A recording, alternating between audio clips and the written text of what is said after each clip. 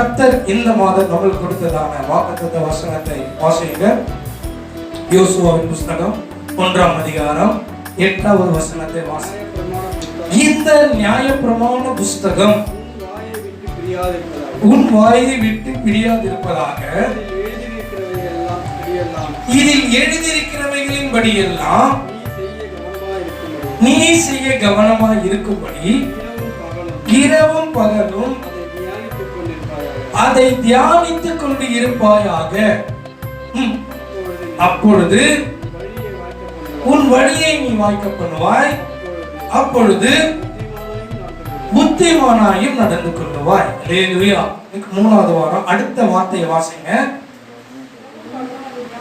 இரவும் பகலும் அதை தியானித்துக் கொண்டு இருப்பாயாக. அல்லேலூயா. அதை தியானித்துக் கொண்டு இருப்பாயாகனா அதேனா எதை? இது நியாயப்பிரமாண புஸ்தகத்தை, இந்த வேதத்தை இரவும் பகலும் நீ தியானித்துக் கொண்டு இருப்பாயாக. அப்போ இந்த வசனத்தின் முக்கியத்துவத்தை நாம் அறிந்து கொள்ள வேண்டும். ஆண்டவர் ஒரு விஷயத்தை சொல்லுகிறார் என்றால் ஏதோ ஒரு அர்த்தம் என்ன பண்ணணும்னா இருக்கும். கர்த்தர் ஒரு காரியத்தை நம்மளுக்கு நினைப்பூட்டுகிறார் என்றால் ஏதோ ஒரு காரியம் நம்ம வாழ்க்கையில என்ன பண்ணணும் நடக்கும். அவர் சும்மா பேசிட்டு இருக்க மாட்டாரு. அவன் சும்மா கண்டமணிக்கு என்ன பண்ணிட்டு இருக்க மாட்டாரு. கர்த்தர் ஏதோ ஒரு மனுஷனிடத்துல பேச வேண்டும் என்று கர்த்தர் என்ன பண்ணணும்னா விரும்புறாரு. அதை விரும்புறாரு. அதுக்கு ஆண்டவர் என்ன வைத்திருக்கிறார் அப்படின்னா இந்த வேதத்தை எழுதி வைத்திருக்கிறார். ஒரு காலத்துல ஒவ்வொரு விதத்துல கர்த்தர் மனிதர்களோடு இடைப்பட்டு கொண்டிருந்தார். ஒவ்வொரு விதத்துல பேசிக் கொண்டிருந்தார். நியாயாதிபதிகள் மூலம் பேசிக் கொண்டிருந்தார், தீர்க்கதரிசிகள் மூலம் பேசிக் கொண்டிருந்தார், சபையின் மூப்பர்கள் மூலம் பேசிக் கொண்டிருந்தார். எப்படியோ ஒவ்வொருத்தரையும் கர்த்தர் என்ன பண்ணி கொண்டிருந்தார்? பேசிக்கிட்டே இருந்தார். யார் மூலியமாவது அவர் நினைப்பதை ஜனங்கள் அறிந்து கொள்வதற்கு அவர் இடைப்பட்டு கொண்டிருந்தார். ஆண்டவர் அப்படி பேசி பேசி கடைசியாக கர்த்தர் நமக்கு இந்த வேதத்தை என்ன பண்ணாரு? கொடுத்தாரு. இந்த பைபிளை கொடுத்திருக்கிறாரு. இந்த வேதத்தை கொடுத்துட்டு ஆண்டவர் சொல்றாரு, இரவும் பகல நீ அதை என்ன பண்ண தியானித்து கொண்டிருக்கிறா, நான் இதுல இருந்து என்ன பண்ண உங்ககிட்ட பேசுவேன். இந்த வேதம் இது ஒரு எழுத்து கிடையாது. இது வெறும் எழுத்து இல்ல. அல்லது ஒவ்வொரு மதத்திற்கும் ஒவ்வொரு புஸ்தகம் கொடுக்கப்பட்டிருக்கிறது போல, ஒவ்வொரு மதத்தினர்கள் ஒவ்வொரு புஸ்தகத்தை பின்பற்றுகிறது போல இதுவும் ஒரு புஸ்தகம் கிடையாது. இல்ல, இது இந்த புஸ்தகம் தேவன் பேசுகிற புஸ்தகம். அல்லேலூயா. இருக்கீங்களா? அல்லேலூயா. இந்த வேதம் தேவன் பேசுகிறதான ஒரு வேதம், ஒரு வழி.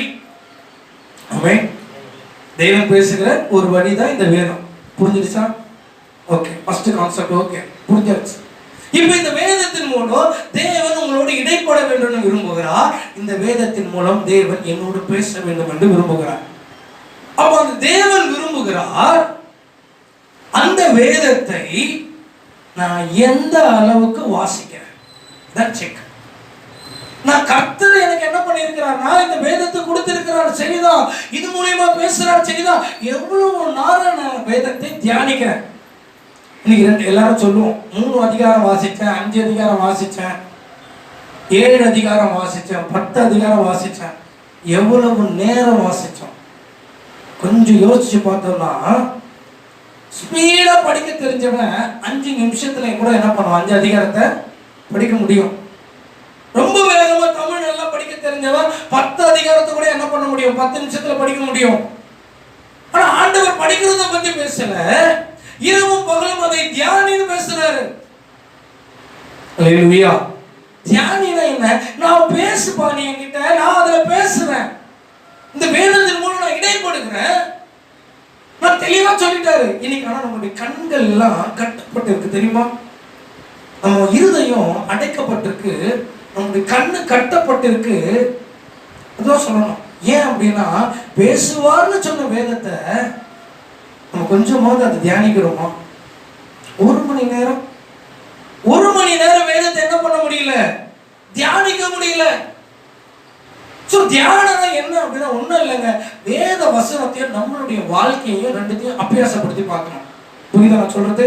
தியானம்னா என்ன அப்படின்னா வேத வசனம் சொல்லுகிறத என் வாழ்க்கையில நான் புகுத்து இந்த வார்த்தைக்கு நான் கீழ்ப்படுகிறேனா, இந்த வார்த்தைக்கு நான் கீழ்ப்படியாம போறேனா, எதனால நான் கீழ்ப்படுகிறது இல்ல, ஐயோ அந்த வார்த்தைக்கு நான் செவி கொடுக்கிறது இல்ல, ஆண்டவரே என்னை மன்னிங்கன்னு சொல்லி ஒவ்வொரு வசனத்தை படிக்கும் பொழுதும் நம்ம அதுக்குள்ள இறங்கணும்.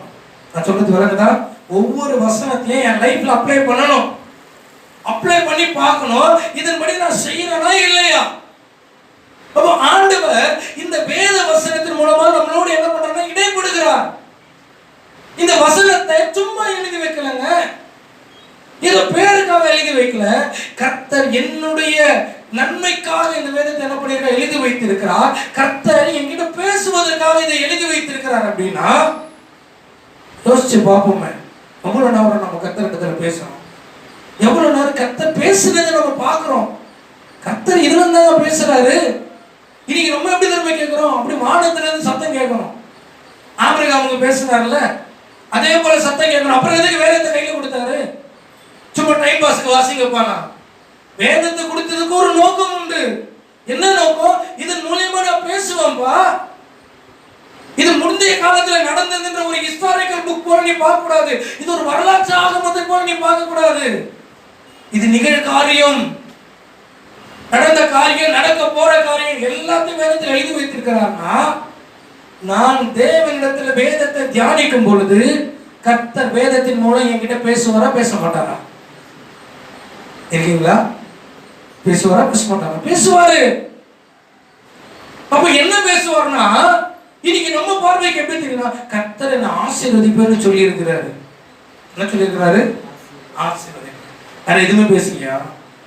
இது செய்யாதுன்னு பேசல, இது தப்ப பண்ணாதன்னு பேசல, இது தப்ப சரி செய்ய பேசல. கர்த்தர் பேசிட்டுதான் இருக்காரு. ஆனா நாம என்ன தர்மம் பண்றோம்? நமக்கு தேவையானதை மட்டும் எடுத்துக்கிறோம். இருக்கீங்களா? நமக்கு தேவையானது, ஓ இது நல்லா இருக்க, என்ன ஆசீர்வதிப்பேன்னு சொல்லிட்டாரு, என் பேரை பெருமைப்படுத்துவேன்னு சொல்லிட்டாரு. அதுக்கு முன்னாடி என்ன சொல்றாரு? குடும்பத்தை விட்டு விட்டு போன்னு சொன்னாரு. போனியா? அதை போக மாட்டோம். அது மட்டும் நான் வீட்டுக்குள்ளேயே இருப்பேன். கர்த்தர் எங்க இருந்து வரணும்? மேல இருந்து எனக்கு என்னத்தை கொடுக்கணும்? பணத்தை கொடுக்கணும். இல்ல, நல்ல வசனத்தை நம்ம தியானிப்போம். ஆனால் கர்த்தர் நம்மளோடு நான் என்ன காரியத்தை செய்யணும், நான் எப்படி நடக்கணும், எப்படி நடக்க கூடாது, எப்படி பேசணும், யார்கிட்ட பேசணும், யார்கிட்ட பேச்சுவார்த்தை வச்சுக்க கூடாது, எல்லாத்தையும் வேதத்துல என்ன பண்ணியிருக்கிறாரு, எழுதி வைத்திருக்கிறார். அப்ப ஆண்டவர் வேதத்தை எதுக்கு உண்டாக்கினார்னா, நம்மளிடத்துல பேசும்படியாக இந்த வேதத்தை உண்டாக்கினார். அப்ப நான் இந்த வேதத்தை ஏன், இந்த வேதத்தின்படி நான் நடப்பதில்லை, அல்லது இந்த வேதத்தை நான் ஏன் படிக்க மாட்டேன்? ஒரு அதிகாரம் படிக்கும் போது தூக்கம் வருது பாஸ்டர், 2 அதிகாரம் படிக்கும் போது நல்லா தூங்கிடுறேன். இதெல்லாம் என்ன அப்படின்னா பிசாசு கொடுக்கறதான ஒரு பிரச்சனை. ஆனா நான் என்ன பண்ணணும்னா, நான் தூங்கினாலும் நான் எழுந்து நின்று தூக்கத்தை எப்படி நான் கலைக்கணும், எப்படியாவது நான் வேதத்தை வாசிக்கணும்ன்ற ஒரு எண்ணம் யார் இருதயத்தில் இருக்கணும்? நம்மளுடைய இருதயத்தில் இருக்கணும். ஏன்னா கர்த்தர் பேசணும். அல்லேலூயா. கர்த்தர் பேசணும்ன்ற ஒரு ஆர்வம் இருக்குமானால், ஆண்டவருடைய வார்த்தை எனக்கு வேணும், நான் இதை செய்யவா வேணாவான்ற எனக்கு ஒரு திட்டம் வேணும், ஒரு காரியத்தை நான் செய்யணும்னா எனக்கு வார்த்தை வேணும் அப்படின்னா, நான் ஆண்டவருடைய சமூகத்தில் காத்திருந்து வேதத்தை தியானிக்கும் பொழுது கர்த்தர் என்கிட்ட என்ன பண்ணுவார்னா பேசுவார். சோ இந்த வேத வாக்கியம் ஒரு மனுஷனுக்காக இல்ல ஒரு மனுஷன் எழுதுனதல்ல, இது தேவன் நமக்கு என்ன பண்ணியிருக்கிறார், எழுதி கொடுத்திருக்கிறார். 2 தீமோத்தேயு புத்தகம் 3ஆம் அதிகாரம் 16, 17 எடுத்து வாசிப்போம். 2 தீமோத்தேயு 3ஆம் அதிகாரம் 16வது வசனத்தை 17வது வசனத்தை வாசிப்போம். வேத வாக்கியங்கள் எல்லாம் தேவ ஆவியினாலே அருளப்பட்டிருக்கிறது. வேத வாக்கியம் எதுல அருளப்பட்டிருக்கா? நல்ல கவனிங்க, வேத வாக்கியம். சோ அப்ப இது ஒரு எழுத்துன்னு நீங்க பார்த்தீங்க அப்படின்னா இது எழுத்து தான். ஏதோ எழுதி இருக்குன்னா எழுத்து தான். மோசே அவருக்கு எழுதினாரு, ஆபிரகாமுக்கு இவர் எழுதினாரு, யாக்கோபுக்கு அவர் எழுதினாரு. இல்ல, வேதம் நமக்கு எழுதப்பட்டிருக்கிறது. அல்லேலூயா. இருதயத்திலிருந்து வேதத்தை பார்க்கணும். அல்லேலூயா. சோ இருதயத்திலிருந்து பார்த்தோம் அப்படின்னா இந்த வேத வாக்கியங்கள் எல்லாம் தேவ ஆவியினால அருளப்பட்டிருக்கிறது. ஒரு மனுஷனால அருளப்படல, தேவ ஆவியானவர் எழுதி வைத்திருக்கிறார். ஏதோ முடிஞ்ச விஷயத்தை எங்க அவர் எழுதி வைக்கணும்? இருக்கீங்களா? முடிஞ்சு போன விஷயத்துக்கு எதுக்கு வேதம்? எனக்கு எதுக்கு அது என்ன பிரயோஜனம் என்ன? இது கடமைக்கு நான் ஒரு அதிகாரம் வாசிட்டு போலாம. ஏன் இந்த வேதத்தை ஆண்டவர் இரவும் பகல் நீ தியானின்னு ஏன் சொல்லணும்? இரவும் பகல் இதை தியானித்துக் கொண்டே இருப்பான்னு ஏன் சொல்லணும்? இல்ல, இது முடிஞ்சு போன விஷயம் இல்ல. எல்லாருடைய வாழ்க்கையிலும் அனுதினமும் அபியாசப்படுத்த வேண்டிய வாக்கு.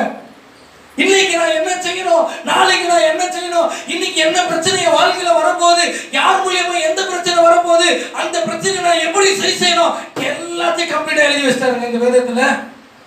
அல்லேலூயா. நான் ஊழியத்துக்கு அழைக்கப்படும் பொழுது எந்த மனுஷனும் என்கிட்ட வந்து நீ ஊழியத்துக்கு வான்னு சொல்லி நான் ஊழியத்துக்கு வரல. நான் சொல்றது விளங்குதா?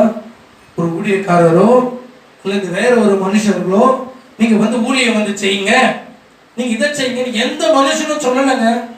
சொல்லி நான் எதுவுமே செய்யல. நான் ஒன்னே ஒண்ணுதான் ஆண்டவரிடத்துல கேட்டோம். இந்த வசனம் தான் என்கிட்ட பேசிச்சு. இந்த வசனம் பேசுனதுனாலதான் என் வாழ்க்கையை நான் ஆண்டவருக்கு முழுவதுமா என்ன பண்ணணும், ஒப்பு கொடுத்தேன்.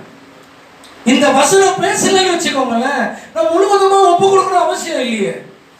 நம்ம உலகத்துல ராஜ வாழ்க்கை அது இஷ்டத்துக்கு வாழ்ந்துட்டு மனம் போன போகல வாழ்ந்துட்டு, நானும் சர்ச்சைக்கு போறேன்ட்டு நானும் ஒரு வேளை ஆராதனைக்கு வந்துட்டு ஆராதனை முடியறதுக்கு முன்னாடி கிளம்பி போயிட்டு என்னென்ன தப்பெல்லாம் செய்யக்கூடாதோ அண்ணன் தப்பெல்லாம் செஞ்சுட்டு ஞாயிற்றுக்கிழமை ஒரு பரிசுத்தவான் மாதிரி வந்து உட்கார தெரியாதா? அல்லேலூயா. உங்களை சொல்லல, என்னதான் சொல்றேன். அக்கிரமத்தெல்லாம் பண்ணிட்டு நல்லவன் போல எனக்கு நடிக்க தெரியாதா? இல்ல, இந்த வேதம் பேசுச்சு. என்ன பேசுச்சு? நான் என்ன செய்யக்கூடாது, நான் எதை பண்ணக்கூடாது, நான் யார் கூட உறவாடக்கூடாது, நான் யார் கூட உறவாடணும், நான் யார்கிட்ட பேசணும், எங்க போகணும், எந்த ஊழியத்தை செய்யணும், எல்லாத்தையும் சொன்னது. வானத்திலிருந்து சத்தம் கேட்கல, இந்த வேதம் பேசுச்சு. அல்லேலூயா. எனக்கு பேசுற தெய்வங்க, பேசுறத கள்ள மரமும் இல்ல. இவர் பேசுகிற தெய்வம்னா உங்ககிட்ட பேசணுமா பேசக்கூடாது? பேசணும்ல. அப்ப பேசுறாருன்னா இது சும்மா ஏதோ ஆண்டவர் என்ன பண்ணல, பேசல. நமக்கு என்று ஒரு காரியத்தை வைத்திருக்கிறார், நமக்கு ஒரு சித்தத்தை வைத்திருக்கிறார். இது எப்போ தெரியும்னா நீங்க வாசிச்சாதானே தெரியும். ஆமென். இன்னைக்கு ஜெபம் பண்ண சொன்னா கூட நம்ம என்ன பண்றோம், முடிஞ்ச அளவுக்கு ஒரு 15 நிமிஷம் ஜெபம் பண்ணிடுறோம். ஆனா 15 நிமிஷம் வேதத்தை வாசினா என்ன பண்ண முடியல, வாசிக்க முடியலையே. தேவன் பேசுகிற வார்த்தைக்கு தடையாக பிசாசோ மாம்சமோ பயங்கரமா போராடும். மாம்சம் ஆவிக்கு விரோதமாகவும் ஆவி மாம்சத்துக்கு விரோதமாக போராடிக்கிட்டே இருக்கும். சோ அப்ப இந்த வேதத்தை நான் வாசிக்க என் கூட தேவன் பேச ஆரம்பிக்கிறார். எப்போ பாஸ்டர் பேசுவாரு? 2 அதிகாரம் வாசிட்டேன், மறுபடியும் வாசிங்க. 3 வாசிட்டேன், 4 வாசிங்க, 5 வாசிங்க. பேசுற வரைக்கும் வாசிக்கிட்டே இருங்க. இன்னைக்கு பேசவே இல்லை பாஸ்டர், விட்டுருங்க. நாளைக்கு மறுபடியும் அடுத்த அதிகாரத்தை ஸ்டார்ட் பண்ணுங்க. 11வது அதிகாரத்துல இருந்து ஸ்டார்ட் பண்ணுங்க. ஐயோ வாசிங்க, இன்னைக்கு 15 அதிகாரம் வாசிட்டேன், ஆனா எந்த வார்த்தையும் ஆண்டவர் பேசல. மறுபடியும் வாசிக்க ஆரம்பிக்கணும். அப்ப என்னன்னா கர்த்தர் பேசுறதுன்றது சாதாரண விஷயம் கிடையாது, மறந்துடக்கூடாது. இவர் போய் நிப்பாரா, பட்டுன்னு ஆண்டவர் பேசுவாரா, இவர் கிளம்பி வந்துருவாராம். சோத்திரம் இல்ல, கர்த்தர் சமூகத்துல காத்திருக்கணும். எப்படி காத்திருக்கணும்? வேதத்தை வாசிக்கிட்டே இருக்கணும். அவர் பேசின வார்த்தைகளை தியானித்துக் கொண்டே இருக்கணும். அதை தியானிக்க கர்த்தர் என்ன பண்ணுவாங்க? இது யார் எழுதுற மனுஷன் இல்ல, தேவ ஆவியானவர் எழுதியிருக்கிறாருன்னா அவர் இன்னைக்காக எழுதல, வரப்போகிற நாளுக்காகவும் என்ன பண்ணிருக்கிறார், எழுதியிருக்கிறாரு. உங்க வாழ்க்கையில என்ன நடக்க போது எழுதியிருக்கிறாரு. நீங்க நினைக்கலாம், பாஸ்டர் நான் வேலைக்கு போலாமா வேணாமான்னு கேட்கிறேன், அதை கூட ஆண்டவர் எழுதியிருக்கிறாரு. ஆமென். எல்லாவற்றையும் கர்த்தர் என்ன பண்ணியிருக்கிறாரோ எழுதியிருக்கிறாரு. ஒவ்வொருவருக்கும் ஒவ்வொரு விதமா ஆண்டவர் எழுதியிருக்கிறாரோ சொல்லு. வேத வாக்கியங்கள் தேவ ஆவியினால் எழுதியிருக்கிறாருப்பா, மாம்ச ஆவி இல்ல, தேவ ஆவியினால் எழுதப்பட்டிருக்கிறது. வாசிங்க அந்த வசனத்தை. தேவனுடைய மனுஷன் யாரே? நீங்களும் நானும் தான். தேவனுடைய மனுஷன் நீ தேடணும், கர்த்தருக்குள்ள நீ வளரணும். இந்த வேதத்தை எழுதிருக்கிறதா கர்த்தர் யாருன்னு தெரியணும். இன்னைக்கு உபதேசம் என்ன பண்றதுல தெரியறது இல்ல, இன்னைக்கு கர்த்தருடைய சத்தியம் என்ன பண்றது இல்ல, விளங்கிக்கிறது இல்ல. நான் என்ன பண்ணாலும் பண்ணுவேன், ஆண்டவர் கிட்ட வந்து மன்னிப்பு கேட்டா ஆண்டவர் மன்னிச்சிடுவார். அல்லேலூயா. மன்னிப்பாரா? துணிகரமா செய்யறதுக்குலாம் என்ன பண்ணிட்டு இருக்க முடியாது, மன்னிச்சுட்டு இருக்க மாட்டாரு. எத்தனை நாளைக்கு மன்னிப்பாரு? அவருடைய கிருபை பெருசு, கரெக்ட். அவருடைய இரக்கம் பெருசு, கரெக்ட். அவர் மன்னிக்கிற தேவன், எஸ் அவர் மன்னிப்பார். நீங்க மன்னிப்பு கேட்க கேட்க மன்னிப்பார். ஆனா ஒரு நேரம் வச்சிருப்பாரு. அந்த நேரத்துல வச்சு என்ன பண்றாரு? செஞ்சிருவாரு. பிரசங்கி 12வது அதிகாரம் 1வது வசனம். நீ உன் வாலிப பிரயாசத்திலே உன் சிருஷ்டிகரை நினை. அல்லேலூயா. இப்ப வாலிபர்களை குறித்து கர்த்தர் என்ன பண்ணியிருக்காருன்னா எழுதி வைத்திருக்காரு. என்னன்னா, உன்னை சிருஷ்டிகர்னா உன்னை உண்டாக்கினவரை நீ என்ன பண்ண நினைப்பா, மறந்துடாத. உன்னை உண்டாக்கினவரை நீ மறந்துட்டு தேவையில்லாத கண்ட இடத்துல நீ சுத்தி தெரியாத. நீ சுத்தி தெரிந்தா என்ன ஆகும் தெரியுமா? வாசிங்க 11வது அதிகாரம் 9வது வசனத்தை வாசிங்க. 11:9. வாலிபனே இளமையில சந்தோஷப்படு. உங்களுக்கு தோணும்பா இருக்கிற வாழ்க்கை சந்தோஷமா இருக்கிறது, சந்தோஷப்படு. உன் இருதயம் உன்னை பூரிப்பாக்கட்டும், சந்தோஷமா இரு.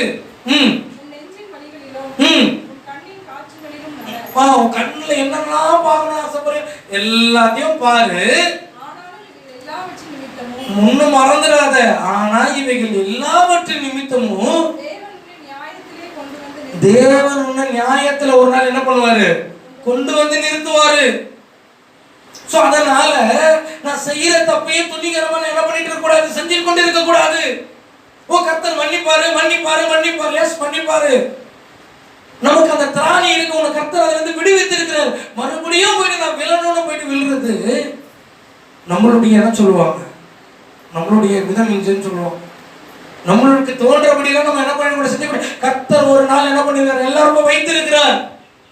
அப்ப ஆண்டவருக்கு என்ன சொல்றாருன்னா, தேவனுடைய மனுஷன் தேறினவனாகவும் எந்த ஒரு நற்கிரியும் செய்ய தகுதி உள்ளவனாகவும் இருக்கும்படி சொல்லப்பட்டிருக்கு. 1 தீமோத்தேயுல அவைகள் உபதேசத்திற்கும் கடிந்து கொள்ளுதலுக்கும் சீர்திருத்தலுக்கும் நீதி படிப்பித்தலுக்கும் பிரயோஜனம் உள்ளவைகளா இருக்கு. பைபிள் கையில இருக்கா? எல்லாரும் 2 தீமோத்தேயு எடுத்துக்கோங்க. 2 தீமோத்தேயு 3:16-17 நல்லா பாருங்க, வாசிங்க. 2 தீமோத்தேயு 3:16-17 வாசிங்க. வேத வாக்கியங்கள் எல்லாம் தேவ ஆவியினால் அருளப்பட்டிருக்கிறது. தேவனுடைய மனுஷன் தேறினவனாகவும் எந்த நற்கிரியும் செய்ய தகுதி உள்ளவனாகவும் இருக்கும்படி உபதேசத்திற்கும் எதுக்காப்பா கடிந்து கொள்ளுதலும் எங்க இருந்து வருது? வேதத்திலிருந்து வந்து உபதேசமும் வரும், அதே நேரத்தில் என்ன வரும்? கடிந்து கொள்ளுதலும் வரும். இன்னைக்கு என்னன்னா, கடிந்து கொண்டா என்ன பண்ண ஜனங்களுக்கு பிடிக்காது. அவர் என்ன கடிந்து கொள்ளுகிறாரு. அவருடைய பிரசங்கம் இப்படி இருக்கு, ஜனங்களை காயப்படுத்துகிற மாதிரி இருக்கு. சோத்திரம். சோ கடிந்து கொள்ளுதலுக்கு அவைகள் பிரயோஜனம் உள்ளவைகளா இருக்கிறது. அப்ப என்ன அப்படின்னா, கர்த்தருடைய வார்த்தை இவ்வளவு மேன்மையானது. இன்னும் தெளிவா சொன்ன, நீதியை படிப்புதலுக்கும் பிரயோஜனம் உள்ளவைகளா இருக்கிறது. எதுக்கு இருக்கா? பிரயோஜனம், யூஸ்ஃபுல். இந்த வேதம் என்னை சீர்படுத்த, என்னை சரிப்படுத்த, என்னை கடிந்து கொள்ள கர்த்தர் வைத்திருக்கிறதான இந்த வேதத்தை சொல்றாரு. இரவும் பகலும் தியானிப்பா. அல்லேலூயா, அல்லேலூயா. 1 மணி நேரமாவது வேதத்தை தியானிக்க முயற்சி செய்யணும். நான் சொன்ன விளங்குதா? முயற்சி செய்யணும்ன்ற எண்ணமாவது யாருக்காவது வருதா? ஸ்தோத்திர கரங்களை உயர்த்தி 1 மணி நேரம் வேதத்தை எப்படியாவது தியானிக்கிறதுக்கு முயற்சி செய்யுங்க. நீங்க படிச்சிருவீங்கன்னு நான் சொல்லல, கஷ்டம் தான் நான் சொல்ற உபதேசம். இந்த உபதேசம் கஷ்டம், ஆனா முயற்சி செய்யுங்க, கர்த்தர் உங்களுக்கு உதவி செய்வார். அல்லேலூயா. நீங்க ஒரு ஸ்டெப் எடுத்து வைங்களேன், கர்த்தர் பல ஸ்டெப் எடுத்து வச்சு உங்களுக்கு உதவி செய்வார். 1 மணி நேரம் வேதத்தை என்ன பண்ணுங்க, தியானிங்க. அது எத்தனை அதிகாரம் போதோ அல்லது ஒரே அதிகாரத்தை 1 மணி நேரம் தியானிக்கிறீங்களோ அது உங்களுடைய விருப்பம். இந்த கடமைக்கு வேதத்தை வாசிக்காதீங்க, எனக்கு அது சுத்தமா பிடிக்கவே பிடிக்காது. இந்த பேருக்கு ஒரு அதிகாரம் வாசிப்போம் பாருங்க, 1 அதிகாரம் 2 அதிகாரம் 3 அதிகாரம். அந்த ஒரு அதிகாரம் வாசிச்சாலும் நல்ல நிறுத்தி நிதானமா சில மணி நேரம் அல்லது பல மணி நேரம் எடுத்து என்ன பண்ணுங்க, அந்த ஒரு அதிகாரத்தை வாசிங்க. 1 நிமிஷத்துல வாசிச்சு விட்டாதீங்க. அப்போ என்னன்னா, கர்த்தர் இந்த வசனத்தை என்ன சொல்றாங்கன்னா, இரவும் பகலும் அவங்க என்ன பண்ண தியானித்து கொண்டே இருப்பாயாக. வாலிபர்கள் சொல்றாரு, வாலிபனே நீ என்ன பண்ண, இப்படிலாம் இரு. மனைவிக்கு சொல்றாரு ஒண்ணு, ஆச்சரியமா 2 மனைவி. கொலோசியர் 3ஆம் அதிகாரம் 18வது வசனத்தை எடுத்து வாசிங்க. ஆண்டவர் தெளிவா இதுல ஒரு காரியத்தை எழுதி வைத்திருக்கிறார். மனைவிகள் குறித்து கர்த்தர் எழுதி இருக்கிறார். மனைவிகளே, கொலோசியர் 3:18, மனைவிகளே கர்த்தருக்கு ஏற்றபடி உங்கள் புருஷருக்கு கீழ்ப்படிங்கள். கீழ்ப்படிங்கன்னா அர்த்தம், 2 பேர் தான் இருக்கிறீங்க பாத்தீங்களா? கீழ்ப்படிகள்னா என்ன அர்த்தம்னா, என்ன சொல்றாரோ அதை என்ன பண்ணுங்க, செய்யுங்க. அல்லேலூயா. இதை செய்யணும், அதை செய்யுங்க. உங்களுக்கு நீங்க என்ன நினைப்பீங்க, எனக்கு விலாவரியா சொன்னாதான் செய்யணும். விலாவரியாலாம் சொல்லிட்டு இருக்க முடியாது. சோத்திரம். பாஸ்ட் தான் சான்ஸ் அடிக்கிறாரு போல நினைச்சுக்காதீங்க. சோ விலாவரியா சொல்லிட்டு இருக்க முடியாது ஒவ்வொரு காரியத்துக்கும். இது செய்யுங்க, என்ன பண்ணணும், செய்யணும். சோ அதான் ஆண்டவர் எழுதுறது, வேத மனுஷன் எழுதல. அதான் சொன்ன வேத வாக்கியங்களை தேவ ஆவியானவர் எழுதி இருக்கிறார். தேவ ஆவியானவர் தான் இப்ப என்ன சொல்றாங்கன்னா, மனைவிகளே உங்க புருஷனுக்கு என்ன பண்ணுங்க, கீழ்ப்படிந்திருங்கள். சொல்றது என்ன பண்ணுங்க, செய்யுங்க. ஏவாள் கீழ்ப்படிந்திருந்தாலும் பிரச்சனையே வந்திருக்காது. பிசாசுக்கு நல்லா தெரியும் யாரை வச்சு, அதாவது ஒரு புருஷன் கோபமாகி டென்ஷன் ஆகி எங்கன்னா ஓடி போனோம் அப்படின்னா யார் நினைச்சா முடியும், பிசாசு நினைச்சா முடியாது. ஆண்டவர் அப்படி செய்ய மாட்டாரு. மனைவி நினைச்சா என்ன பண்ண முடியுமா, முடியும். சோ ஆண்டவர் என்ன சொல்றாருன்னா, நீங்க என்ன பண்ணுங்க, புருஷனுக்கு கீழ்ப்படிங்கம்மா. நீங்க கீழ்ப்படிந்து இருக்கிறது நல்லது. நம்ம வார்த்தைக்கு ஐயோ அவர் சொல்ற எல்லாத்தையும் கேட்க முடியாது. இல்ல, ஆண்டவர் அப்படி சொல்லல, நீ கேட்டுதான் ஆகணும். அல்லேலூயா. ரட்சிக்கப்படாத புருஷன் சொல்றதே நீ என்ன பண்ணி ஆகணும், நீ ரட்சிக்கப்பட்டிருந்தா கேட்டாகணும் வேதவசனம் சொல்லுது. அவன் மனைவி யார் பேச்ச கேட்கணும், புருஷனுடைய பேச்ச மனைவி கேட்கணும். அடுத்த வசனம் வாசிங்க. புருஷர்களே உங்கள் மனைவிகளில் அன்பு கூறுங்கள். இப்ப மாத்தம் 2 பேர் தான், நானும் ஐயாவும் தான் இருக்கிறோம். சோத்தம்.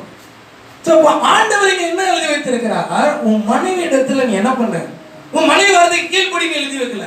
மாத்திரக்கூடாது. மனைவி சொல்றதெல்லாம் கேளுப்பா அப்படின்னா மனைவிய என்ன பண்ணுவா, நன்மத்தி மரியத்துக்கு கனியை கொடுப்பா. புசிச்சேன்னா மறுபடியும் ஏதேன் தோட்டத்தை விட்டு எங்க போனோம், வெளியில தான் போனோம். மனைவி சொல்றதை கேட்டுட்டு இருக்க முடியாது. ஆனா ஆண்டவர் என்ன சொன்னார், புருஷர்களுக்கு, புருஷர்களே உங்க மனைவி மேல என்ன பண்ணுங்க, அன்பு கூறுங்கள். அல்லேலூயா. மனைவிகளை எதிர்பார்க்கறது ஒன்னே ஒண்ணு, அதுதான். பெருசா அதை செய்யறோம் இதை செய்யறோம். வருங்கால கணவர்கள் கூட இருக்கலாம் உள்ள, சரிங்களா? நல்ல மனசுல வச்சுக்கோங்க. அவங்க எதிர்பார்க்கறது ஒன்னே ஒண்ணுதான். மீதி காரியெல்லாம் தேவைதான். அது வேணும், இது வேணும், புடவை வேணும், அது வேணும், எல்லாத்தையும் கேட்பாங்க. ஆனா அதை காட்டிலும் முக்கியமா பெருசு என்ன தெரியுமா, அவங்க எதிர்பார்க்கிற அன்புதான். என்ன அன்புதான் எதிர்பார்ப்பாங்க, நல்லா நோட் பண்ணிக்கோங்க, எல்லாரும் புரிஞ்சுக்கோங்க, சரியா? இதுக்குன்னு ஒரு காலகட்டத்தில் மறுபடியும் செய்தி கொண்டு வர முடியாது. என்ன அன்புதன்மை கேட்பாங்க, சாப்பிட்டியா, என்னது சாப்பிட்டியான்னு ஃபர்ஸ்ட் எதிர்பார்க்கணும். சாப்பிட்டியான்னு ஒரு வார்த்தை கேட்கிறாரா இந்த மனுஷன்? நான் ஃபர்ஸ்ட் அதெல்லாம் கேட்டுறேன். நீ சாப்பிட்டியா, இந்த நைட்டு போகணும்னா கேட்டேன், ஃபர்ஸ்ட் நீ சாப்பிட்டியா. ஸோ சாப்பிட்டியான்ற ஒரு வார்த்தை கேளுங்களேன், அவ்வளோ சந்தோஷமா இருக்குங்க. நம்மளை சாப்பிட்டேன்னு கூட மனைவி கேட்க மாட்டான், எல்லாத்தையும் போட்டு எடுத்து கையில் வச்சு குத்துருவான், சாப்பிடுங்க. நம்ம மூஞ்ச கூட பார்க்க மாட்டோம், அச்சு காலி பண்ணிடுவோம். சோத்திரம். சாப்பிட்டியா, உனக்கு இருக்கா, அடுத்து என்ன கேட்கணும், உனக்கு இருக்கா, இல்ல உங்களுக்கு இருக்கா, நீங்க சாப்பிட்டீங்களா, அவ்வளவுதான். ரெண்டாவது என்ன தெரியுமா பெருசா எதிர்பார்ப்பாங்க, அவங்களுக்கு உடம்பு முடியாத சூழ்நிலையில எதனா வேணுமா, இதை செய்யணுமா, தண்ணி வேணுமா, பெருசாலாம் கேட்கல. 10 கோடி ரூபாய்க்கு புடவையா கேட்டாங்க, 10 லட்சம் ரூபாய் புடவை கேட்டாங்க, எனக்கும் சேர்த்து சொல்லிக்கிறேன். ஒன்னும் கேட்கல, இதுதான் கேட்கறாங்க. உடம்பு சரியாத போது கேட்கணும். என் மனைவி அடிக்கடிக்கு சொல்லுவான், உங்களுக்கு உடம்பு சரியில்லைன்னா நான் விழுந்து விழுந்து கவனிக்கிறேங்க, எனக்கு உடம்பு சரியில்லையே, எங்கேயாவது விழுந்து கவனிக்கிறீங்களா? விழுந்து யாரும் கவனிக்கணும், வேணா சொல்லுங்க, நான் கேட்கறேன். நானே சொல்லுவேன்னா உடம்பு முடியலன்னா சரி சொல்லு, ஹாஸ்பிட்டல் போனா வா, இதுக்கு மேல நான் என்ன கேட்க முடியும்? தண்ணி வச்சு கொடுத்தீங்களா, அதை வச்சு கொடுத்தீங்களா, இதை வச்சு கொடுத்தீங்களா, சரி போ செஞ்சிடுறேன். அப்ப என்னன்னா ஏதோ ஓப்பனா பேசவும் என்ன பண்ணிடுது தெரிஞ்சிருச்சு. இது அவங்க ஓப்பனா பேசுறாங்க, மனசுக்குள்ள என்ன பண்ணிருப்பாங்க, இது வச்சுட்டே இருப்பாங்க. இன்னைக்கு அநேக மனைவிகள், அநேக புருஷர்களுக்குள்ள பிரச்சனை என்ன தெரியுமா, உங்களுடைய தேவையை கூட நீங்க என்ன பண்ணிக்கிறது, வெளியில சொல்லிக்கிறது இல்லை. சொல்லிக்கிறதுனா நம்ம கேட்கறது இல்லை. என்ன பிரச்சனை உங்களுக்கு, என்ன ஆச்சு, ஏன் முகம் ஒரு மாதிரியா இருக்கு, இதெல்லாம் யாரு கேட்கணும்? கணவர்மார்களே, வருங்கால கணவர்களே, நீங்க தான் என்ன பண்ணணும், கேட்கணும். இதுதாங்க அன்பு, இதுதான் கர்த்தர் பேசின வார்த்தை. இந்த வார்த்தைக்கு நான் செவி கொடுக்கல அப்படின்னா நான் வசனத்துக்கு கீழ்ப்படியாம இருக்கிறேன்னு அர்த்தம். நான் சொல்றது புரியுதா?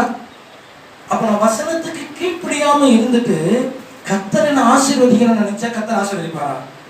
அவர் எழுதி வைத்திருக்கிற டேர்ம்ஸ் அண்ட் கண்டிஷன்ஸை விட்டுட்டு சாவியை எடுத்து வண்டி இப்படி ஸ்டார்ட் பண்ணாதான் ஸ்டார்ட் ஆகும். இதுதான் விஷயம். இதை விட்டுட்டு நீங்க பண்றீங்க, டயரை கழட்டுறீங்க, 2 டயர் கழட்டுறீங்க, 3 டயர் கழட்டுறீங்க. வண்டி ஸ்டார்ட் பண்றதுக்கு எதுக்கு டயரை கழட்டணும்? வண்டி ஸ்டார்ட் பண்றதுக்கு சாவியில போடணும். அப்ப என்னுடைய ஆசீர்வாதம், என்னுடைய வளர்ச்சி, என் தேவை எல்லாம் எங்க இருக்கு அப்படின்னா வார்த்தைக்கு கீழ்ப்படியதுல தான் இருக்கு. நான் சொல்றது, இந்த வார்த்தைக்கு நான் கீழ்ப்படியணும். ஏன் இந்த வார்த்தைக்கு நான் கீழ்ப்படிகிறது இல்லை அப்படின்னா, நான் இந்த வசனத்தை வாசிக்கிறேன் ரைட்டு, ஆனா இந்த வசனத்தை தியானிக்கிறது இல்லை. விளங்குதா? வசனத்தை படிக்கிறேன், நல்லா படிக்கிறேன், 10 அதிகாரம் படிக்கிறேன், ரைட்டு, சூப்பர், குட். ஆனா வசனத்தை தியானிக்கிறது இல்லை. தியானம் என்ன?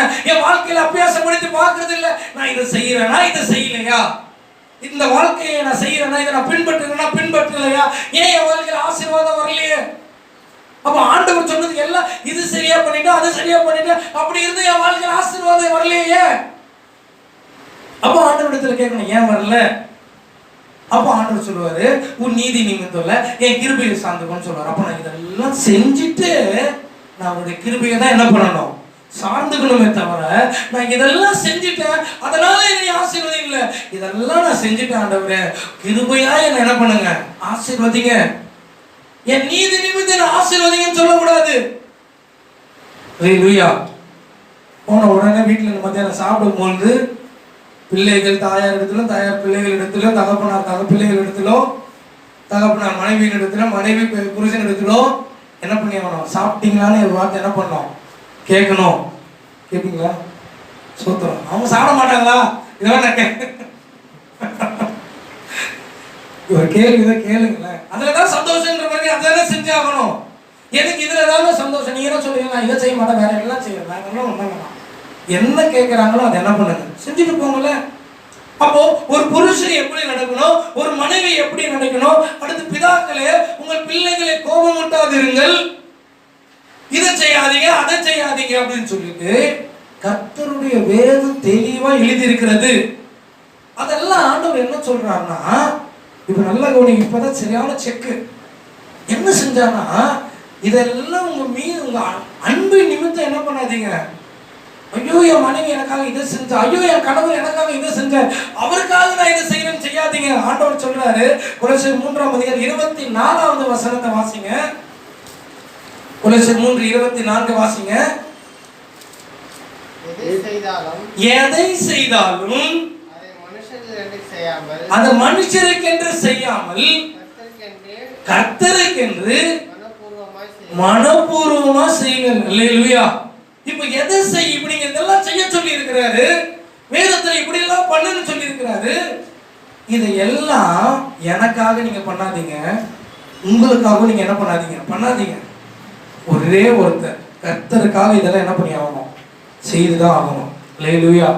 எனக்காக இல்ல, எனக்கு விருப்பப்படுற மாதிரி கடைசி வரைக்கும் வீட்டுல இருக்கிறவங்களும் சரி, குடும்பத்தார்கள் யாரும் என்ன பண்ண மாட்டாங்க, நம்ம விருப்பப்படுற மாதிரி எல்லாம் செய்ய மாட்டாங்க. நீங்க அவங்க விருப்பப்பட செய்யணுன்றதுக்காக பார்க்காதீங்க. நீங்க ஒரே ஒரு கான்செப்ட்ல பார்க்கணும், கர்த்தர் சொல்லி இருக்கிறாருன்னு அதனால என்ன பண்றேன், செய்யறேன். கர்த்தர் சொல்லி இருக்கிறாரு, அதனால இந்த இடத்துல நான் தாழ்ந்து போறேன். நான் சொல்றது விளங்குதா? இருக்கீங்களா? சோ ஆண்டவர் சொல்லிட்டாரு, மேலான அதிகாரத்துக்கு கீழ்ப்படின்னு சொல்லிட்டாரு. இப்ப மேலான அதிகாரம் எனக்கு ஒண்ணு சொல்லுது, வேற வழி இல்லை, நான் என்ன பண்ணி ஆகணும், கீழ்ப்படிதான் ஆகணும். ஒன்னே ஒண்ணு மட்டும் தான், எனக்கு பேச தெரியாம இல்ல, எனக்கு அடிக்க தெரியாம இல்ல, நம்மளால பண்ண முடியாதுன்னா நம்ம என்ன வேணாலும் பண்ணலாம், நம்ம கிட்டதான் இருக்கு. ஆனா ஆண்டவர் என்ன சொல்றாருன்னா, எதை செய்தாலும் அது தேவன் நாம மகிமைக்கு நீ என்ன பண்ணு, செய்ய. உனக்காக அல்ல, நான் சொல்றது விளங்குதுங்களா? உங்களுக்காக அல்ல. நீங்க செய்யற நன்மை கர்த்தர் சொல்லி இருக்கிறாரு, அதனால செய்யறேன். ஒரு பிச்சைக்காரன் வந்து பிச்சை கேட்கிறான், ஐயோ அவனுக்காக ஆறுதலுக்காக, ஐயோ எனக்கு தோணுனாதான் நான் கொடுப்பேன். இல்ல, கர்த்தர் சொல்லி இருக்கிறாருன்னு என்ன பண்ணு, கொடு. ஒரு நாளைக்கு ஒருத்தனுக்காக கொடுக்க முடியாதா? கர்த்தர் சொல்லியிருக்காரு கூட. இல்ல அவனுக்கு எப்படி இருக்கா, அப்படி இருக்க, கர்த்தர் சொல்லியிருக்காருப்பா, கொடுத்துட்டு போயிட்டே இருங்க. நான் சொல்றது விளங்குதா? கர்த்தர் சொன்ன ஏதோ அதான் என்ன பண்ண செய்யணும். அதை தான் ஆண்டவர் சொல்றாரு. என்னன்னா இந்த கீழ்ப்படிதல் என்ன பண்ண உனக்கு வேணும். நீ இரவும் பகலும் இதை படிச்சா உன்னால செய்ய முடியாது, இதை தியானித்தாதான் உன்னால என்ன பண்ண முடியும், செய்ய முடியும். என்ன நான் அபியாசப்படுத்தலைன்னா இதை நான் என்ன பண்ண முடியாது, செய்ய முடியாது. யோசிச்சு பாருங்க, இதை நான் செய்யறேனா இல்லையா? இப்போ வாலிபர்களுக்கு ஒன்று சொல்லிட்டேன், மனைவிக்கு ஒன்று சொல்லிட்டேன், கணவருக்கு ஒன்று சொல்லிட்டேன், பிள்ளைகளுக்கு ஒன்று சொல்லிட்டேன். இதன்படி நீங்க நடக்கிறீங்களா இல்லையான்னு உங்களுக்கு நீங்க யோசிச்சு பார்க்கணும். நான் சொல்றது புரியுது, அதை ஆட் பண்ணி பார்க்கணும். ஸோ இது என்ன பண்றேன்னா, நான் தற்பரிசோதனை பண்றேன். என்ன நான் சோதித்து பார்த்தா நீ என்ன பண்ண மாட்டேன், நியாயத்திருக்க பண்ண மாட்டேன். நியாயத்திற்கு நம்மளுக்கு இல்லைங்க. கர்த்தர் அறிந்த கர்த்தருடைய பிள்ளைங்களுக்கு சொல்ற ஞானஸ்நானம் எடுத்து தேவனை உண்மையை விசுவாசிக்கிற பிள்ளைங்க, கர்த்தர் சொல்ற வழியின்படி உங்களை நீங்களே நிதானித்து பார்த்துட்டு, நான் இதை செய்யணும்னா செய்யலனா என்ன பண்ணணும், நான் மன்னிப்பு கேட்கணுமா, எது செய்யணுமோ அதெல்லாம் நம்மளே கிளியர் பண்ணிட்டு வந்துட்டோம்னா நமக்கு நியாயத்திற்கு இல்லை. உங்களை நீங்களே நிதானித்தறிந்தால் நாம் நியாயத்திற்கப்படும். அல்லேலூயா. அப்போ ஒவ்வொரு வசனத்தை நான் தியானிக்கும் பொழுது இதை நான் செய்யறேனா இல்லையா பார்க்கும்போது எவ்வளவு நேரம் ஆகும் தெரியுமா? ஒரு அதிகாரத்துக்கு 1 மணி நேரம் வந்துடும். அல்லேலூயா. நான் சொல்லுவேன் தெரியுமா, நீதிமொழிகள்லாம் நான் வாசிப்பேன், ஒரு அதிகாரம் எனக்கு எவ்வளவு நேரம் ஆகும் அப்படின்னா 45 நிமிஷம் ஆகும். அப்ப எல்லாரும் என்ன நண்பர்கள், 45 நிமிஷம் ஒரே அதிகாரத்தை என்னையா பண்ணிட்டு இருக்கிறேன், ஒண்ணு வேகமா படிச்சு முடிக்கிறோம். நான் 10 அதிகாரம் வச்சேன், நீ வாசி, என்னால வாசிக்க முடியாது, நான் ஒண்ணுதான் வாசிப்பேன். அந்த ஒரு அதிகாரத்தை எவ்வளவு நேரம் வாசிப்பேன், 45 நிமிஷம். அதாவது ஒரு வசனத்தை படிச்சு அந்த வசனத்தின்படி நான் செய்யறேன்னா, அந்த வசனத்தை என்னைக்கு நான் செய்யாம இருந்தேன், மறுபடியும் அந்த பிரச்சனை வந்தா நான் செய்யக்கூடாது, இதில் நான் கேர்ஃபுல்லா இருக்கணும். அப்புறம் அதுக்கு ஒரு ஜெபம், ஒரு வசனம் முடியறதுக்கு எப்படி 5-6 நிமிஷம் ஆகும். ஸோ இப்படி எல்லாம் படித்தோம் அப்படின்னா ஒரு அதிகாரம் முடியறதுக்கு 1 மணி நேரம் தாராளமா போகும். அல்லேலூயா. இதெல்லாம் நீதிமொழிகள் சொல்லவே தேவையில்ல, ஒவ்வொரு வார்த்தையும் அப்படி போகும். அப்போ அந்த வசனத்தை எனக்குள்ள நான் என்ன பண்ணி அவனை அப்ளை பண்ணி பார்த்துக்கிட்டே வரணும். செய்யறேன் எஸ்ஸா நோவா நோ நோ நோ, எத்தனை நோன்னு பார்க்கும்போது நம்மளுக்கே தோணும், ஆண்டவரே இது எல்லாம் என் வாழ்க்கையில் என்ன பண்ணணும், மாறணும். நீங்க ஜெபம் பண்ணும் போது கர்த்தர் என்ன பண்ணுவார்னா மாற்றுவார். அவரால் கூடாத காரியம் ஒண்ணுமே இல்லை. அப்போ என்ன சொல்றாருன்னா, ஆண்டவர் ஒவ்வொருவருக்கும் இந்த வேதத்துல எழுதி வைத்திருக்கிறார். இந்த வேத வசனத்தின்படி நான் செய்வதற்கு இந்த வேத வசனத்தை இரவும் பகலும் நான் என்ன பண்ணுமா, தியானிக்கணும். படிக்கணுமா தியானிக்கணுமா? தியானிக்கணும். வசனம் என்ன சொல்லுதுன்னு நான் தியானிக்கும் பொழுது கர்த்தர் என்ன பண்ணுவார், என்னோட இடைப்படுவார்.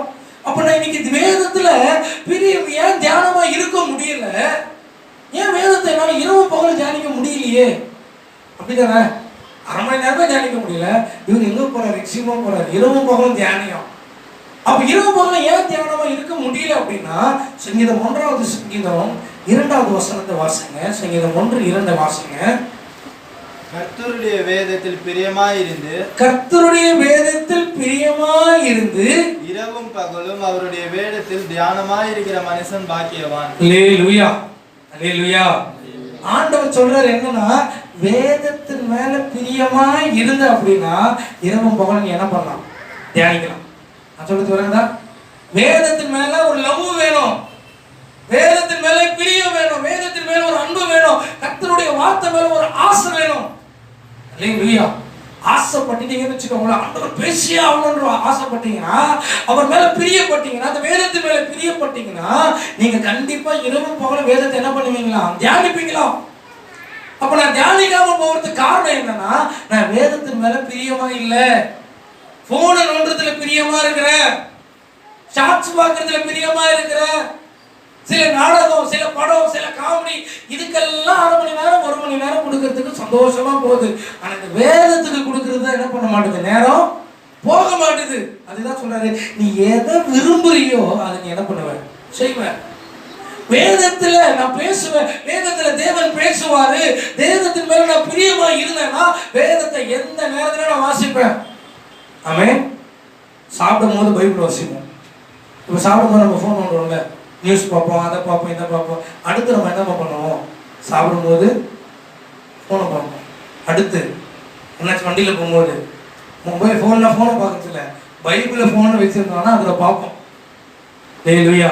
பைபிள் சாப்பிட்றதுலாம் பைபிள் வச்சிங்கன்னு சொல்ல, எங்கெல்லாம் நேரம் கிடைக்குதோ அங்கெல்லாம் ஃபோனில் இருக்கிற பைபிளையாவது என்ன பண்ணி ஆகணும், ஓப்பன் பண்ணி படிப்போம். ஏன்னா கற்றுட்டு ஒன்றும் பேசலையே. சொல்கிறது புரியுதா? ஒருத்தவங்க முக்கியமானவங்க ஃபோன் பண்ணணும், அந்த ஃபோனை எத்தனை முறை எடுத்து பார்ப்போம். நல்லதா இருக்கும், வால்யூம்லாம் கரெக்டாக தான் இருக்கும். ஆனால் ஃபோன் வந்துருச்சா, அந்த சவுண்ட் வரப்போகுது. ஆனாலும் என்ன பண்றோம், எடுத்து எடுத்து பார்க்குறோம், வந்துருச்சா வந்துருச்சா ஃபோன் வந்துருச்சா ஃபோன் வந்துருச்சா. ஏன் ஃபோன் தான் பெல் அடிக்குமே. நம்மளுடைய ஆர்வம், நம்மளுடைய ஆசை, நம்மளுடைய விருப்பம், வர வேண்டியது பணம் என்ன பண்ண வரணும். சில மெசேஜுக்கு வெயிட் பண்ணுவோம் பாருங்க, சம்பளம் நாளில் இந்த பணம் போட வேண்டிய நேரத்தில் ஒரு சத்தம் வரக்கூடாது. ஐயோ மெசேஜ் வந்துச்சு, சேலரி போட்டுருக்காங்க, இல்லை கம்பெனிக்கு ஆரம்பிச்சிருப்போம், கரெக்டான நேரம் பார்த்து அனுப்புவோம். ஏன், நான் ஒன்று வாங்கிக்கிறேன், அதனால என்ன பண்றேன், அது வந்துட்டு பார்த்துக்கிட்டே இருக்கிறேன். என் பிரியம் அதுதான், என் தேவை அதுதான். ஸோ இன்னைக்கு தேவன் தான் என்னுடைய தேவைனா, கர்த்தர் தான் என் தேவைனா, இயேசு தான் என் தேவைனா, அடிக்கடிக்க வசனத்தை நான் பார்க்கலாம்ல. பைபிள் எடுத்து இப்போ நான் பேசுகிறேன், 1 வருஷம் 2 வருஷம் 3 வருஷம் பார்க்குறவன் பைக்கியக்காரன் கூட நினச்சிட்டு போட்டோம். நேரம் கிடைக்கும் போது பைபிள் எடுத்து ஒரு வசனத்தை வாசித்து அந்த வசனத்தை மனப்பாடம் பண்ணுவோம், அந்த வசனத்தை ஞாபகப்படுத்துவோம், அந்த வசனத்தை என்ன சொன்னதுன்னு யோசிப்போம். ஒரு வசனத்தை நான் அப்படி பண்ணியிருக்கேங்க. ஏன்னா கர்த்தர் என்கிட்ட என்ன பண்ணணும், பேசணும்னு நான் விரும்புறேன். அதனால ஒரு வசனத்தை படிச்சுட்டு அதை மெமரியில போட்டு என்ன பண்றேன், மென்னுட்டே இருக்கிறேன். நான் சொல்றது புரியுதா?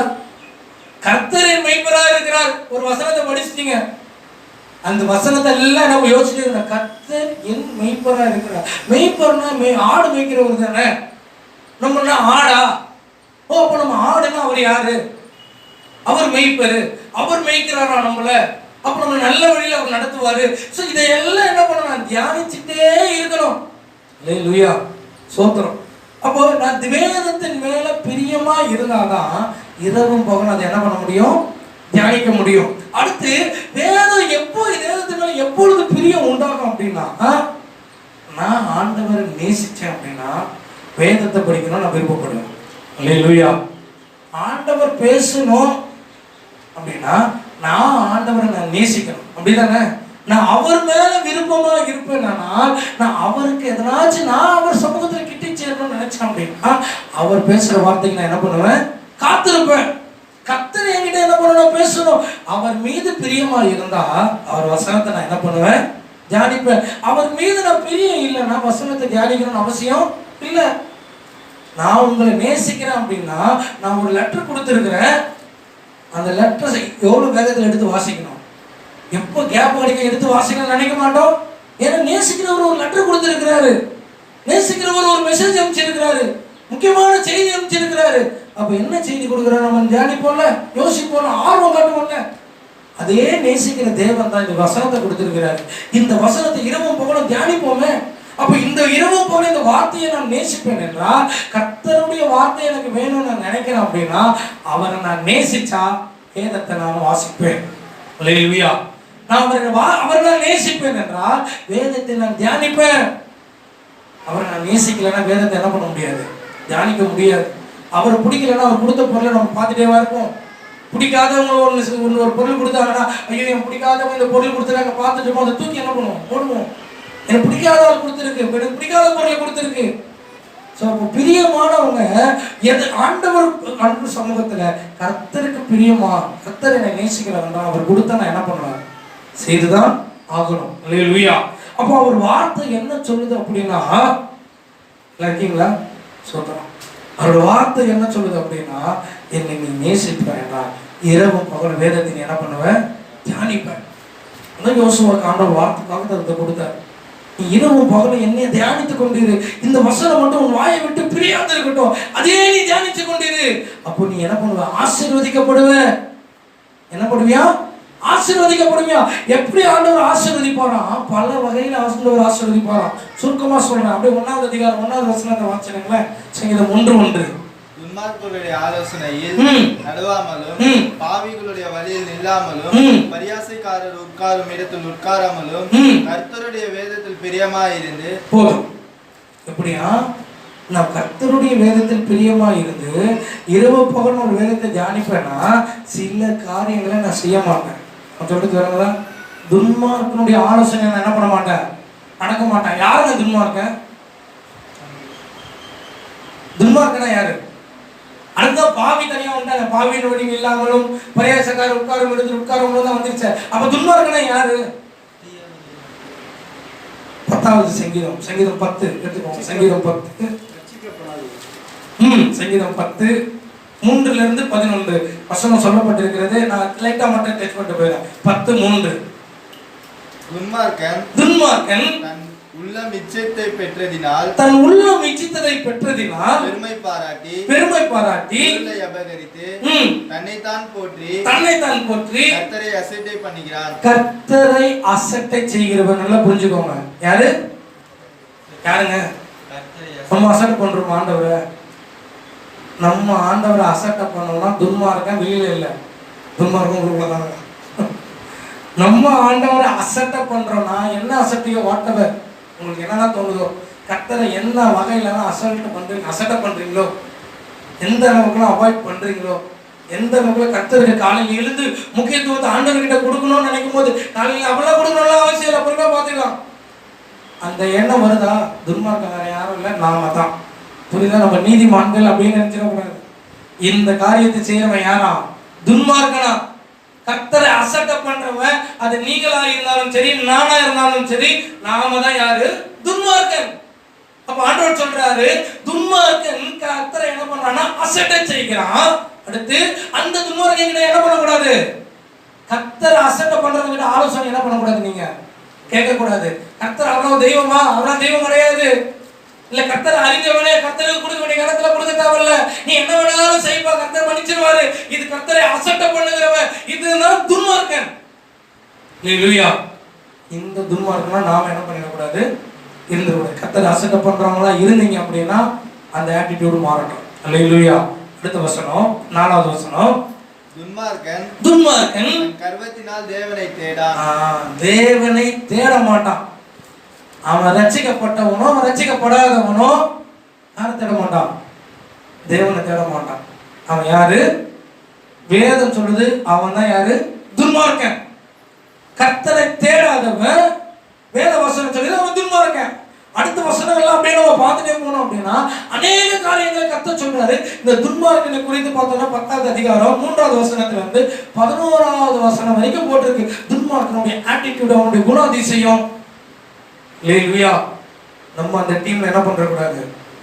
வீட்டில் போய் தனியாக இருக்கும்போது வசனத்தை தியானிச்சு பாருங்க. நீங்க அந்த டீம்ல இருந்துடக்கூடாது, நான் அந்த டீம்ல என்ன பண்றக்கூடாது? இருந்துடக்கூடாது. கர்த்தரை அசட்டை பண்ணிடக்கூடாது. ஸோ அப்போ இப்படிப்பட்ட காரியத்தெல்லாம் நான் செய்வேன் என்றால் நான் துன்மார்க்கனா இருப்பேன். கர்த்தருக்கு பிரியமான வழியில நான் நடக்கல, அதாவது கர்த்தருடைய வேதத்தை நான் என்ன பண்ணல, இரவும் பகலும் நான் தியானிக்கல. நான் தியானிப்பேன் என்றால் இந்த விஷயம் என்கிட்ட என்ன பண்ணாது? இருக்காது. துன்மார்க்கனுடைய ஆலோசனை நடக்க மாட்டீங்க, பாவியுடைய வழியில நிக்க மாட்டீங்க. பாவி எதை சொல்லி கொடுப்பாங்க? பாவத்தை தானே சொல்லி கொடுப்பான். அதான் சொல்லுவாங்க, உன் நண்பன் யாருன்னு சொல்லு, நீ யாருன்னு சொல்ற. நீ கேட்கிற ஆலோசனை கேட்கிற நபர் யாரு? கர்த்தருக்கு பிரியமானவனா தாராளமா கேளு. ஆண்டவருக்கு பயந்து நடக்கிறவனா தாராளமா கேளு. கர்த்தருக்கு பிரியமில்லாத வழியில் நடக்கிறவங்க கிட்ட போய் ஆலோசனை கேட்டுட்டு இருந்தீங்கன்னா உங்களை விட முட்டாள் வேற யாரும் இல்லை, என்னை விட முட்டாள் வேற யாரும் இல்லை. கர்த்தருக்கு பிரியமில்லாதவங்க கிட்ட போயிட்டு நான் இதை செய்யலாமா அதை செய்யலாமா அவன் என்ன சொல்லுவான்? அவன் செஞ்ச பாவ வாழ்க்கையை தான் நம்மளை கொண்டு போவோம். அவன் வழி வேணாம். கர்த்தர் நமக்கு நியமித்திருக்கிற வழியில நம்ம பொறுமையோடு போடப்படுவோம். அல்லேலூயா. ஸோ ஆண்டவருடைய வேதத்தை தியானிக்க இதெல்லாம் விளங்கணும்ல நமக்கு. இதெல்லாம் வேதத்தில் தானே எழுதப்பட்டிருக்கிறது. இந்த வேதத்தில் இந்த வசனம் எழுதியிருக்க. இந்த துன்மார்க்கனுடைய ஆலோசனை என்ன தியானிச்சா தானே தெரியும். துன்மார்க்கனை யாருன்னு தெரிஞ்சாதானே அவங்கிட்ட ஆலோசனை கேட்க கூடாதுன்னு தெரியும். பாவினி யாருன்னு தெரிஞ்சாதானே அவன் வழியில நிக்க கூடாதுன்னு தெரியும். பரியாசக்காரன் யாருன்னு தெரிஞ்சாதானே அவன் கூட உட்காரக்கூடாதுன்னு தெரியும். பரியாசக்காரனும் யாருன்னு தெரியல, எதுவுமே தெரியல. ஆனா வேதத்தை தியானிக்கிறோம். நம்ம கிறிஸ்தவர்கள் சொன்னா நம்ம கிறிஸ்தவர்கள் இன்னும் ஆகலைன்னா அர்த்தம். சரியா? ஸோ வசனத்தை தியானிங்க. இதை செய்யறாங்களா இல்லையா, இதை செய்யணுமா இல்லையா, இதை மாற்றத்துக்கு என்ன வழி, தப்பு இருக்கு, எப்போ மாறும். அப்போ மாறலைன்னா நான் சரியா ரட்சிக்கப்படலன்னு அர்த்தம். சொல்றது விளங்குதா? சொல்லப்பட்ட வார்த்தைக்கு வார்த்தை சொல்றதுக்கு நான் கீழ்ப்படியல அப்படின்னா என்ன அர்த்தம்? வார்த்தைக்கு கீழ்ப்படியலன்னா நான் சரியா என்ன பண்ணல, ரட்சிக்கப்படல. ஐயோ அது என் மீறுதல் இல்லைங்க, சரியா ரட்சிக்கப்படலைங்க. ரட்சிக்கப்பட்டவன் அப்படி என்ன பண்ண மாட்டான், செய்ய மாட்டான். ரட்சிக்கப்பட்டவன் அந்த பாவத்தை செய்ய மாட்டான். ரட்சிக்கப்பட்டவன் துன்மார்க்கனுடைய ஆலோசனையில உட்கார்ந்திருக்க மாட்டான். என்னை நடத்துறது கர்த்தரா இருக்கணும்னு சொல்லுவோம். அல்லேலூயா. மற்றவங்க நடத்தணும்னு நினைக்க மாட்டான். ஸோ கர்த்தருடைய வேதத்தை இரவும் பகலும் தியானமா இருங்க, படிச்சுட்டே இருங்க. ஒரு வசனத்தை போட்டு மென்னுக்கிட்டே இருங்க. வசனம் என்ன சொல்லு? நேரம் கிடைக்கும் போதெல்லாம் வேதத்தை எடுத்து வாசிங்க. நேரம் கிடைக்கும் போதெல்லாம் ஃபோனை நோண்டுறோம், வாட்ஸ்அப்ல யாராச்சும் அனுப்பிச்சு நம்மளை பார்த்துட்டே இருக்கோம். நைட் வரைக்கும் பார்க்குறோம், தூங்குற வரைக்கும் பார்க்குறோம், தூங்கி எழுந்த பிறகு பார்க்குறோம். ஏன் அந்த இடத்துல வேதத்தை எடுத்து வாசிப்போமே? தூங்கும் போது வேதத்தில் எடுத்து வாசிப்போம், எடுத்துக்கும் போது வேதத்தை வாசிப்போம். இரவும் பகலும் தியானமா இருக்கிற மனுஷன் பாக்கியவான், ஆசீர்வதிக்கப்பட்டவன். எப்படிப்பட்ட ஆசீர்வதிக்கப்பட்டவன்றத வர நாட்களில் நம்ம பார்ப்போம். வசனத்தின்படியே கர்த்தர் நம்மளுக்கு கொடுத்தபடி யோசுவா 1:8 வசனத்தின்படி அப்படி எப்படி நான் கர்த்தரை கனம் பண்ணா எப்படிப்பட்ட ஆசீர்வாதத்தை கர்த்தர் வைத்திருக்கிறார் என்று நாம் தியானிப்போம். ஏன்னா தியானிக்காம கர்த்தருடைய ஆசீர்வாதம் எப்படி வரும்னு தெரியாம கண்ண மணிக்கு எங்கெங்கயோ சுத்திட்டு இருந்த ஆசீர்வாதம் வராது. தெளிவா சொல்லியிருக்காரு, இதை தியானி, பிளெஸிங் இதுக்குள்ள வச்சிருக்கிறேன்றாரு. நம்ம எங்க நம்ம போறோம்? எங்கெங்கயோ போறோம், நான் கணக்குல போறோம், அவர் கணக்குல போறோம், அழுதுகிட்டே போறோம், கவலையோடு போறோம். ஏன்னா ஃபுல்லா தானே ஆசீர்வாதம் இருக்கு. அதை தேடி பார்த்து கண்டுபிடிக்க முடியலையா? இருக்கிற இடத்துல ஆசீர்வாதம் இருக்கு. வேதத்தை தியானிங்க, கர்த்தர் ஆசீர்வாதத்தை உள்ளதான் வச்சிருக்கிறேன். ஹல்லேலூயா. வேற எந்த இதுலயும் வைக்கல. எழுந்து நின்று நாம் ஜெபம் பண்ணுவோம்.